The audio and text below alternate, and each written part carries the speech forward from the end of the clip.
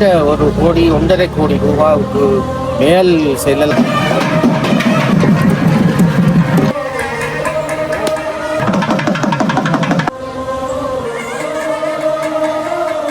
இந்த காட்சி தான் கதிர்காமத்திலே முருகப்பெருமான் ஆலயத்தினுடைய திரையிலேயும் காணப்படுகிறது.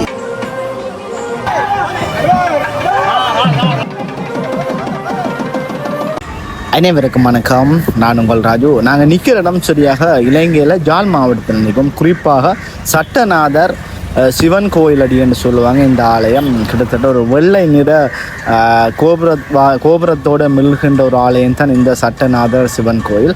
இன்றைய தினம் இந்த இடத்துல ஒரு சிறப்பான நிகழ்வு ஒன்று இடம்பெறப்போது. அதாவது இந்த இடத்துல இருந்து நல்லூர் ஆலயத்தை நோக்கி ஒரு சிறப்பான ஒரு விடயம் ஒன்று இடம்பெறப்போது. அதாவது நல்லூர் ஆலயத்தினுடைய வடக்கு வாயில் வரவேற்பு வளைவு திறந்து வைக்கின்ற ஒரு அந்த நிகழ்வு இடம்பெறப்போது. அதற்கான ஏற்பாடுகள் தான் தற்பொழுது இன்றைய நாள் இடம்பெறுகின்றது. அதாவது இந்த சட்டநாதர் சிவன் கோயிலில் இருந்து நெல்மணி ஏந்திய மாட்டு வண்டியின் மூலம் இந்த புதிதாக கட்டப்பட்ட வாயிலை திறந்து வைக்கப்படுகின்ற அந்த காட்சி மிகச் சிறப்பாக இடம்பெறப்போதும். குறிப்பாக இந்த காட்சி இடம்பெறுவதற்கு முதல் என்ன மாதிரியான நிகழ்வுகள் எல்லாமே இடம்பெறப்போகின்றது தான் இந்த காணொலியோட பார்க்கிறோம். குறிப்பாக 2 மாடுகள் நெல்மணி ஏந்திய வண்ணம் இந்த கோயில் இந்த ஆலயத்தில் இருந்து அந்த புதிதாக கட்டப்பட்ட வளைவு வாயிலை திறந்து வைத்து அந்த நெல்மணி முழுவதுமாக அந்த நெல்மணி ஏந்திய பெட்டகம் முழுவதுமாக நல்லூர் ஆலயத்தை நோக்கி கொண்டு வரப்படும். இந்த காட்சி தான் இன்றைய தினம் இடம்பெறப்போது. அப்படியாக இன்றைய தினம் இருக்கின்ற அந்த 2 காளை மாடுகளுக்கு அலங்கரிப்பு வேலைகள், அதாவது நாங்கள் அந்த பட்டு எல்லாம் கட்டி விபூதி சந்தனம் எல்லாமே பூசி அதோடு அந்த நெல்மணி ஏந்தி கொண்டு போகிற பெட்டகத்துக்கு எல்லாமே மாலைகள் கட்டி விபூதிகள் பூசி இந்த சிவன் கோயிலில் இருந்து பூசைகள் இடம்பெறுகின்றது. அந்த வகையில் இங்கே இடம்பெறுகின்ற அந்த பூசைகள் சம்பந்தமான காட்சிகளை நாங்கள் தொடர்ந்து இந்த காணொளியூடாக பார்ப்போம்.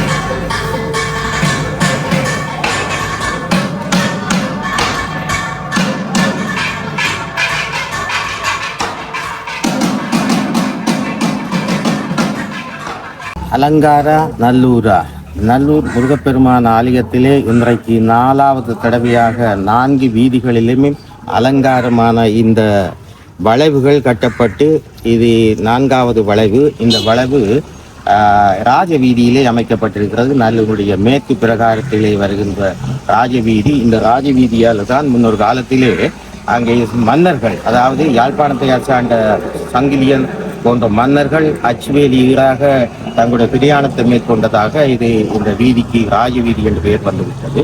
ஆகவே இப்பொழுது இந்த வீதியிலே நல்லூரிலிருந்து ஒரு 100 மீட்டர் அப்பால் இந்த வளைவு அமைக்கப்பட்டிருக்கின்றது. இந்த வளைவுகள் ஆலயத்தினுடைய 4 பகுதியிலேயும் அமைக்கப்படுவது முக்கியமான காரணம், இந்த வளைவுகளுக்கு உட்பட்ட பகுதி சிவலோகம் என்று சொல்லப்படுகின்ற தேவலோகம் போல மக்கள் இந்த இடங்களை கணிக்க வேண்டும். அவர்கள் முருகப்பெருமானுடைய நினைவை அவர்கள் இந்த வளைவுகளை கண்டவுடன் அவர் மனங்களில் பிடிக்க வேண்டும் என்ற தேவகதி அமைக்கப்பட்டிருக்கிறது. மன்னர்கள் அமைக்கின்ற காலத்திலே கிட்டத்தட்ட 11ஆம் நூற்றாண்டு பிற்பகுதி 13ஆம் நூற்றாண்டு இடைப்பட்ட காலத்திலே நல்லூர் முருகப்பெருமான் ஆலயம் அமைக்கப்பட்ட காலத்தில் இந்த வளைவுகளை விட அதிலும் ஒருபடி உயர்ந்து அவர்கள் நல்லூர் முருகப்பெருமான் ஆலயத்துக்கு 4 புறமும் காவல் தெய்வங்களை உருவாக்கினார். காவல் கோவில்களை கட்டினார்கள். அங்கே முதலிலே சட்டநாதர் சிவன் கோயில், கிழக்கிலே வேலுகண்ட பிள்ளையார், மேற்கிலே வீரமாளி அம்மன் கோயில், அதை விட கைலாயநாதர் கோயிலிருந்து இந்த நல்லூர் முருகப்பெருமான் ஆலயத்துக்கு காவல் தெய்வங்களாக இவைகளை அந்த காலத்தையே நியமித்ததாக வரலாறுகள் மூலம் ஆகிறோம். அந்த வகையிலே இன்றைக்கு 2026ஆம் ஆண்டு இந்த அலங்கார வளைவு இன்னும் சொற்ப நேரத்தில் திறக்கப்பட இருக்கின்றது. இந்த வளைவினை திறப்பதற்காக பிரபல வர்த்தகரான ESP நாகரத்னம் அவர்கள் முயற்சி எடுத்து தன்னுடைய சொந்த செலவிலே இந்த வளைவினை கட்டி திறந்திருக்கின்றார்கள். கிட்டத்தட்ட ஒரு கோடி 1.5 கோடி ரூபாவுக்கு மேல் செல்லலாம் என சில அறிஞர்கள் நமக்கு இந்த விடயங்களை தெரிவிக்கின்றார்கள். அவரிடமிருந்து இதனுடைய செலவு மதிப்பீடுகளை நாங்கள் அறிவது கடினம். ஏனெனில் அது திருப்பணிக்காக செய்வதை அவர்கள் வெளியிலே செய்ய மாட்டார்கள். இருப்பினும் கட்டடக் கலைஞர்கள் போன்றவர்கள் ஒப்பந்தக்காரர்கள் சிலரிடம் வினாவிய பொழுது இத்தகைய பெருந்தொகையான படத்திலே இதனை செய்ய வேண்டும் என்று சொல்லியிருக்கின்றார்கள். என்னும் சொற்ப வேளையிலே அங்கே சட்டநாத சிவன் கோயிலிருந்து அங்கே மாட்டு வண்டியில் மூலம் அங்கிருந்து அந்த உபகார பொருட்கள் எல்லாம் எடுத்து வரப்பட்டு ஊர்வலமாக வந்து இந்த வளைவு திறக்கப்படுகின்ற இந்த செய்தியை தெரிவிப்போம். இன்னும் ஒரு சில நாட்களிலே நல்லூர் முருகப்பெருமானது 2026ஆம் ஆண்டுக்கான மகோற்சவ பெருவிழா ஆரம்பிக்க இருக்கின்றது என்ற செய்தி வருகிற 17ஆம் தேதி முருகப்பெருமானுக்கு கொடியேற்ற நிகழ்வு நடைபெறும் என்ற செய்தியையும் நாங்கள் தருகிறோம். அந்த வகையில் மிக அழகாக நேர்த்தியாக அங்கே ஒரு ராஜகோபுர அமைப்பு போல அங்கே ஒரு முருகப்பெருமான் ஆலயத்துக்கு வேண்டிய அந்த வேல் பெருமான் மற்றும் அங்கே வள்ளி தெய்வயானி சகிதமாக அங்கே காட்சி அளித்திருக்கின்ற அந்த வளவை நீங்கள் பார்க்கின்றீர்கள். திருமுரு முகங்களுடன் அங்கே வள்ளி தெய்வான சகிதமாக மயில் மீது முருகப்பெருமான் அங்கே எழுந்தருளி இருக்கின்ற அற்புதமான காட்சி. இந்த காட்சி தான் கதிர்காமத்திலே முருகப்பெருமான் ஆலயத்தினுடைய திரையிலேயும் காணப்படுகிறது. அப்படியாக அந்த நெல்மணி கொண்டு செல்கின்ற பெட்டகத்தில் அனைவரும் இந்த சிவன் கோயிலில் இருக்கிற பக்தர்கள் மற்றும் இந்த வாயில் வளவை அமைத்து கொடுத்த அந்த மதிப்புக்குரிய நாகரட்னம் ஐயா அவர்கள் இந்த இடத்துல நெல்மணி பெட்டிக்கு, அதாவது அந்த நெல்மணிகளை அந்த பெட்டிக்குள்ளே போடுகின்ற அந்த காட்சிகளை தொடர்ந்து பார்க்கலாம். அதோட இந்த சட்டநாதர் சிவன் கோயிலுடைய பூசகர்களால் இந்த இடங்களில் பூஜைகள் இடம்பெற்று தீபாரதனைகள் எல்லாமே காட்டப்பட்டு அந்த முக்கியமான விடயமானது ஆரம்பிக்கப்படும். அப்படியாக முக்கியமாக இன்னொரு விடயம் சொல்லியாக இந்த நல்லூரானுடைய வடக்கு வாயில் வரவேற்பு வளைவு கிட்டத்தட்ட மிக பொருட்செலவில் அமைக்கப்பட்டிருக்குது. அப்படியாக அதனுடைய அமைக்கப்பட்ட உரிமையாளர் ஜாழ் மாவட்டத்தின் மிகப்பெரிய ஒரு வர்த்தகர், அதாவது கஜமுகான் காட்வையார், அதாவது அவருடைய பேர் மதிப்புக்குரிய நாகரட்னம் ஐயா அவர்களினாலே அந்த வரவேற்பு வாயிலானது அமைக்கப்பட்டு கொடுத்திருக்கிறது. அப்படியாக தொடர்ந்து இங்கு இடம்பெறுகின்ற அந்த பூசைகளையும் தொடர்ந்து இந்த காட்சியோட பார்ப்போம்.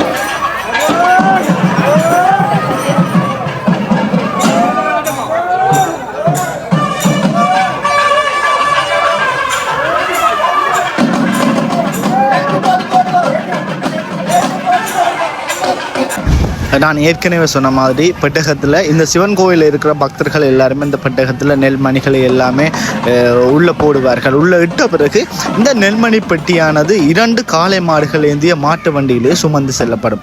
நல்லூருடைய மிக தனிச்சிறப்புன்னு சொல்வது அங்கே இடம்பெறுகின்ற முக்கியமான அந்த விழா கோலங்கள் எல்லாமே பாரம்பரிய முறைகளை தழுவிய வண்ணமே இருக்கும். அதாவது அந்த மாட்டு வண்டியில் போய் கொடிச்சியில் எடுக்கிறது, மாட்டு வண்டியில் கொண்டு அந்த கொடிச்சியில் செய்து கொடுக்கறது, இப்படியான அந்த நிகழ்வுகள், அந்த விழாக்கள் எல்லாமே பழைய முறைகளை தழுவிய வண்ணமே இருக்கும். அப்படியாகத்தான் இன்றைய தினம் இடம்பெறுகின்ற இந்த வரவேற்பு வாயில் திறப்பு விழாவானது நெல்மணிகளை ஏந்திய வண்ணம் 2 மாடுகள் மாட்டு வண்டிகளை சுமந்து இந்த இடத்துல இருந்து புறப்படும். அப்படியாக இந்த சட்டநாதர் சிவன் கோயிலில் இருந்து புறப்படுகின்ற காட்சிகளை தான் பார்த்து வணக்கம். இந்த சட்டநாதர் கோயிலில் இருந்து இந்த நெல்மணி பெட்டிகள் சுமந்த வண்ணம் நல்லூரானுடைய வடக்கு வாயில திறந்து போகிற அந்த இடைப்பட்ட தூரங்களில் இருக்கிற அனைத்து வீடுகளிலும் பக்தர்கள் முற்பகுதியில் கும்பங்கள் எல்லாமே வைத்து நெல் மணிகள் எல்லாமே குவிக்கப்பட்டு அந்த பெட்டகத்தில் எடுக்கின்ற காட்சிகளையும் நாங்கள் தொடர்ந்து பார்க்கக்கூடிய மாதிரி இருக்கும். உண்மையாகவே இந்த நிகழ்வு ஒரு பெரிய ஒரு நிகழ்வு, அவ்வளவு ஒரு அழகான ஒரு பக்திபூர்வமான நிகழ்வு என்று தான் சொல்லுவோம். அந்த வகையில் சட்டநாதர் சிவன் கோயிலில் இருந்து பெட்டகங்களை சுமந்த வண்ணம் மாட்டு வண்டியில் புறப்படுகின்ற அந்த காட்சிகளை பார்த்து கொண்டிருக்கிறோம். இந்த முக்கியமான ஒரு விடயம், இந்த வரவேற்பு வாயில் சம்பந்தமான விடயம் ஏற்கனவே ஒரு ஐயா என்னுடைய காணொலியில் குறிப்பிட்டிருப்பார். அப்படியாக இங்கே இருக்கிற அந்த வாகனங்களிலே நாதஸ்வரம் தவில் எல்லாம் வாசித்த வண்ணமே இந்த இடங்களிலிருந்து எல்லாருமே புறப்பட்டு கொண்டிருக்கணும். முக்கியமாக இந்த வரவேற்பு வளைவு சம்பந்தமாக நான் உங்களுக்கு சொல்லி ஆகும். அந்த வரவேற்பு வளையத்தில் இருக்கிற ஆறு முகம் கொண்ட முருகனுடைய அந்த புகைப்படமானது கதிர்காமம் இதில் இருக்கிற முருகனுடைய அந்த திரைச்சீலையில் இருக்கிற புகைப்படத்தை ஒத்ததாகவே காணப்படும். அப்படியாக கம்பீரமாக மிக சிறப்பாக பெரும் பொருட்செலவில் செய்யப்பட்ட ஒரு வரவேற்பு வளைவு தான் இந்த வடக்கு நல்லூராடிய வரவேற்பு வளைவு என்று சொல்லணும். அப்படியாக தொடர்ந்து நாங்கள் இந்த இடத்துல பயணிப்போம். போகிற வழிகளில் எல்லாருமே பக்தர்கள் எல்லாருமே அந்த பெட்டகத்தில் நெல்மணிகள் எடுக்கின்ற காட்சிகளையும் தொடர்ந்து பார்க்கலாம்.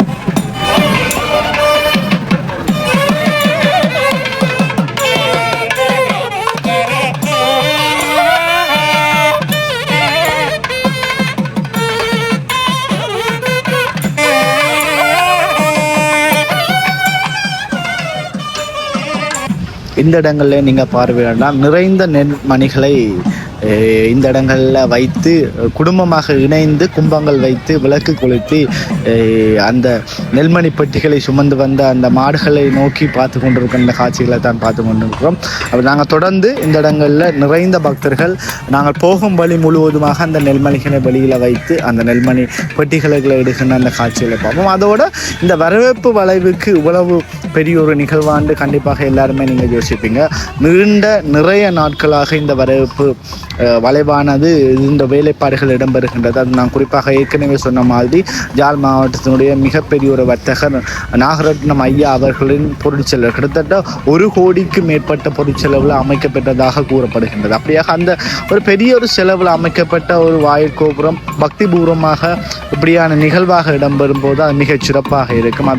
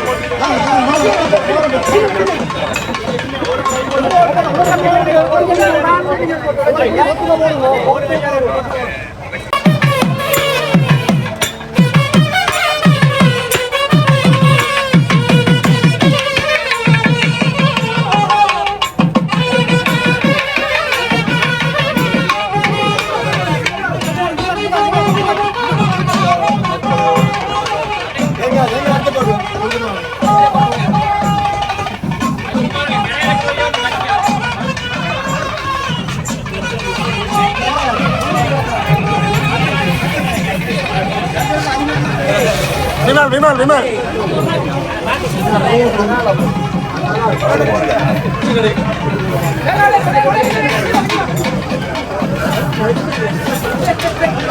சட்டநாதர் ஆலயத்திலிருந்து புறப்பட்ட மாட்டு வண்டியானது தற்பொழுது அந்த வரவேற்பு புதிதாக அமைக்கப்பட்ட வரவேற்பு வளைவு அந்த வாயில் வளைவில் வந்து கொண்டிருக்கிற அந்த காட்சிகளை தான் பார்க்குறோம். அந்த வரவேற்பு வளைவு இதுதான், வடக்கு வாசல் வளைவு. மிகச் சிறப்பாக அமைக்கப்பட்டிருக்கு. இந்த புகைப்படம் முருகனுடைய புகைப்படமானது நான் ஏற்கனவே சொன்ன மாதிரி கதிர்காமத்தில் இருக்கிற அந்த திரைச்சியில் இருக்கிற புகைப்படத்தை ஒத்ததாகவே காணப்படும். மிக கோலாகலமாக தோரணங்கள் மாலைகள் எல்லாமே கட்டப்பட்டு இந்த இடங்களில் பெரிய அளவான கும்பங்கள் எல்லாம் வைக்கப்பட்டு பாருங்க மிகச் சிறப்பாக வரவேற்கின்ற அந்த காட்சிகளை தான் பார்த்து கொண்டிருக்கோம்.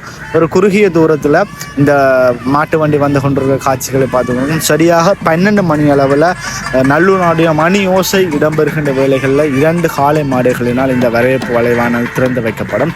அந்த வகையில் இந்த வரவேற்பு வாயில் பகுதியில் இருக்கிற இந்த வீடு தான் இந்த வரவேற்பு வாயிலை அமைத்து கொடுத்த இந்த பிரபல வர்த்தகருடைய வீடு. அந்த இடங்களில் இருக்கிற நெல்மணிகளை எல்லாமே இணைந்து பெற்றுக்கொண்டு அந்த வரவேற்பு வாயிலை நோக்கி மாடுகள் போகும். அந்த காட்சிகளையும் தொடர்ந்து பார்க்கலாம். மிக சிறப்பான ஒரு விடயம். நல்லூரானுடைய 2026ஆம் ஆண்டு இந்த மகோத்சவமானது இந்த மாதம், அதாவது 8ஆம் மாதம் 2026ஆம் ஆண்டு 17ஆம் தேதி கொடியேற்றத்துடன் மிகச் சிறப்பாக இடம்பெறுகின்றது.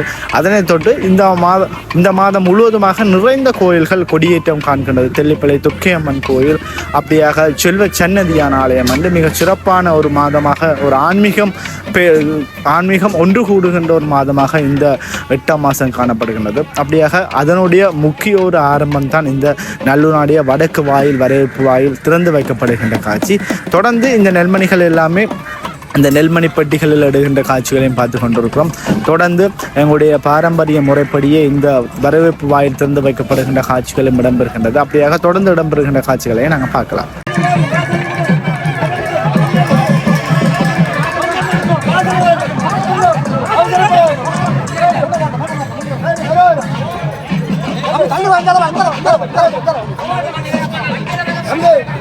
மரத்தை முன்ன வாங்க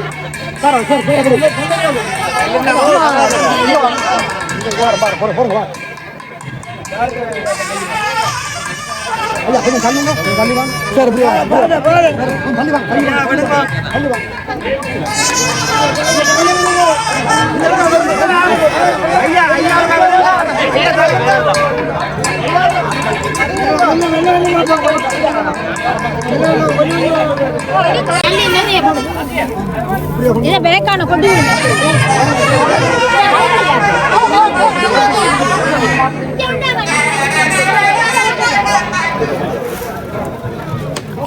கொட்டி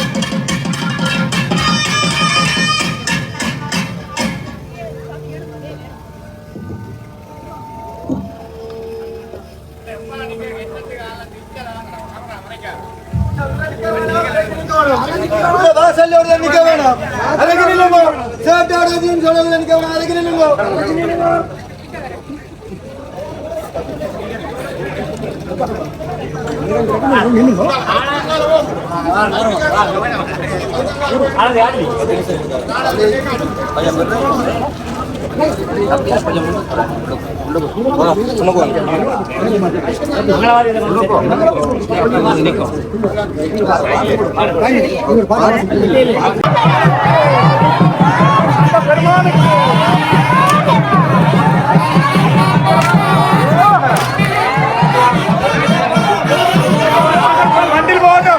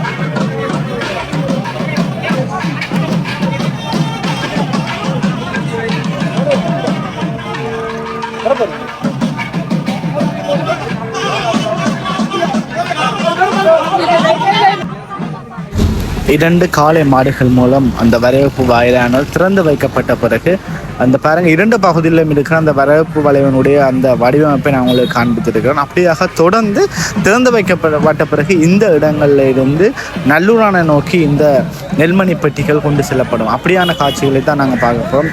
ஒரு பிரம்மாண்டமான ஒரு கம்பீரமான பக்தர்களை ஈர்க்கின்ற ஒரு வரவேற்பு வாயில் தான் இந்த நல்லூரானுடைய வடக்கு வாசல் வரவேற்பு வாயில்னு சொல்லணும்.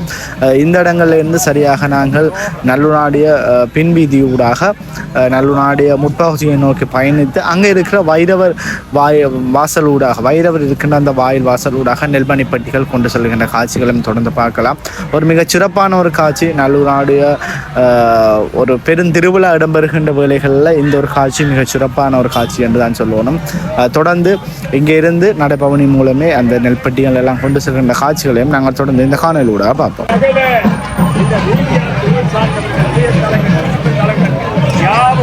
இந்த காட்சிகளை எல்லாம்